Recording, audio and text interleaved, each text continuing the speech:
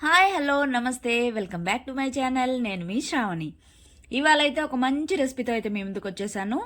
చాలా హెల్తీగా అలానే చాలా సింపుల్గా కుక్కర్లో అయితే చేసేసుకోవచ్చు. వన్ పాట్ రెసిపీ అని చెప్పొచ్చు. చాలా సింపుల్గా చేసేసుకోవచ్చు. అలానే టేస్ట్ ఉంటుంది. అలానే హెల్త్ కూడా చాలా అంటే చాలా మంచిది. ఇంతకీ ఇదేంటనుకుంటున్నారా? మొలకెత్తించిన ఉలవలతో చేసిన మసాలా కర్రీ అండి. చాలా యమ్మీగా ఉంటుంది. ఏ కాంబినేషన్తో తిన్నా కూడా అద్భుతంగా ఉంటుంది. ఎస్పెషలీ చెప్పాలంటే వేడి వేడి రైస్లోకి అలానే సద్ద రొట్టెలకైతే చాలా బాగుంటుంది. ఇదైతే మీరు తప్పకుండా ట్రై చేయండి. లేట్ చేయకుండా ప్రాసెస్లోకి అయితే వెళ్ళిపోదాం. ముందుగా అయితే నేను ఇక్కడ వీడియో మిస్ అయిందండి. ఉలవల్ని మంచిగా వాష్ చేసుకొని 1 డే అంతా నానబెట్టేసుకున్న తర్వాత ఒక క్లాత్లోకి వాటర్ అన్ని వంపేసి ఉలవల్ని తీసుకొని మూట కట్టి గట్టిగా 1 డే ఉంచాను. మరుసటి రోజుకైతే మొలకలు అయితే వచ్చేసాయి.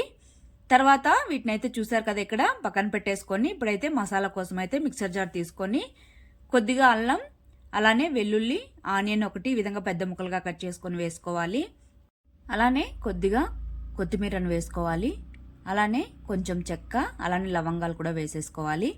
ఇక్కడ కొబ్బరి కూడా ఒక గుప్పెడు దాకా ఎండు కొబ్బరి ముక్కలను వేసుకోవాలి. తర్వాత 2 స్పూన్స్ అయితే కారం వేసుకుంటున్నాను. ఇది కాస్త కారంగా ఉంటే టేస్టీగా ఉంటుంది. తర్వాత పసుపు అలానే ధనియాల పొడి కూడా వేసేసుకోవాలి. ఇక్కడ గరం మసాలా అనేది నేను మసాలాలో వేయట్లేదండి, చివరిగా వేస్తున్నాను. మీరు కావాలంటే ఇందులోనే వేసుకొని మిక్సీ పట్టేసుకోవచ్చు. ఈ విధంగా ముందుగా అయితే ఒకసారి మిక్సీ పట్టుకున్న తర్వాత వాటర్ వేసుకొని ఈ విధంగా మెత్తగా మిక్సీ పట్టేసుకొని పక్కన పెట్టేసుకోవాలి. తర్వాత స్టవ్ మీద కుక్కర్ పెట్టేసుకొని తగినంత ఆయిల్ అయితే వేసుకోవాలి. ఆయిల్ కాస్త వేడెక్కిన తర్వాత ఆవాలు జీలకర్ర వేసేసుకొని చిట్పట్లాడిన తర్వాత కరివేపాకును కూడా వేసుకొని చిట్పట్లాడనివ్వాలి. తర్వాత ఇక్కడ ఆనియన్స్ అనేవి బాగా సన్నగా కట్ చేసుకొని వేసుకోవాలి. వేసుకున్న తర్వాత వీటినైతే మంచిగా ఫ్రై అవ్వనివ్వాలి. కాస్త మెత్తబడితే సరిపోతుంది, మరీ బ్రౌన్ కలర్ రావాల్సిన పని లేదు. ఈ విధంగా ఫ్రై అయ్యాక ఇందులోకి రుచికి తగినంత సాల్ట్ వేసుకొని మనం మిక్సీ పట్టుకున్న మసాలాను కూడా వేసేసుకోవాలి.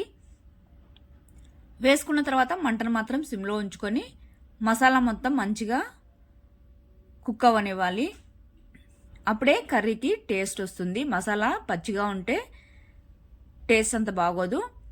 మనం వేసుకున్న ఆయిల్లో మంచిగా మసాలా అనేది బాగా ఫ్రై అయిపోవాలి. ఈ విధంగా నూనె పైకి తేలేంత వరకు బాగా ఫ్రై చేసుకోవాలి, కాసేపు మూత పెట్టుకొని.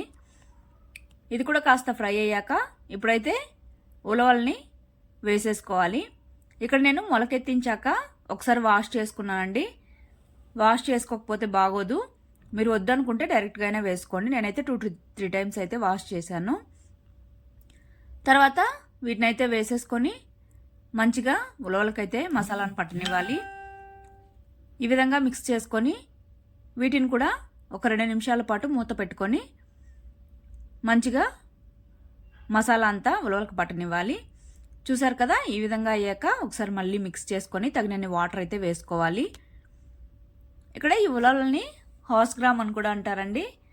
చాలా హెల్త్ బెనిఫిట్స్ కూడా ఉన్నాయి కదా. ఇదైతే తప్పకుండా ట్రై చేసేయండి. చాలా టేస్టీగా కూడా ఉంటుంది.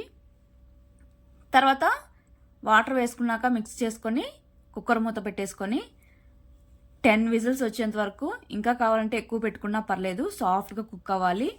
ఈ ఉలవలు అనేవి కాస్త లేట్ ప్రాసెస్ అండి, ఎక్కువగా అంటే తొందరగా ఉడకవు. కాబట్టి నేనైతే 10-12 విజిల్స్ అయితే పెట్టేసుకున్నాను. చూసారు కదా, ఇక్కడ చూస్తుంటేనే నోరు ఊరిపోతుంది కదా, అంత బాగుంటుంది. టేస్ట్ అయితే మాత్రం అస్సలు మిస్ అవ్వద్దు. తప్పకుండా అంటే తప్పకుండా ట్రై చేయండి. ఇక ఈ విధంగా అయితే సాఫ్ట్గా కుక్ అయిపోవాలి. అప్పుడే టేస్టీగా ఉంటుంది. చివరిగా అయితే కాస్త కొత్తిమీరను వేసుకొని ఒకసారి మిక్స్ చేసేసుకొని మీకు నచ్చిన డిష్తో అయితే మీరైతే తినేసేయచ్చు. అంటే రైస్తో కానీ, రోటీతో కానీ, చపాతీతో కానీ ఎందులో తిన్నా కూడా అద్భుతంగా ఉంటుంది. రాగి సంగట్లో కూడా అస్సలు మిస్ అవ్వద్దు. లేట్ చేయకుండా తప్పకుండా మీరు ట్రై చేసి మీకు ఎలా వచ్చిందో కామెంట్ చేయండి. Okay, bye. Thank for watching.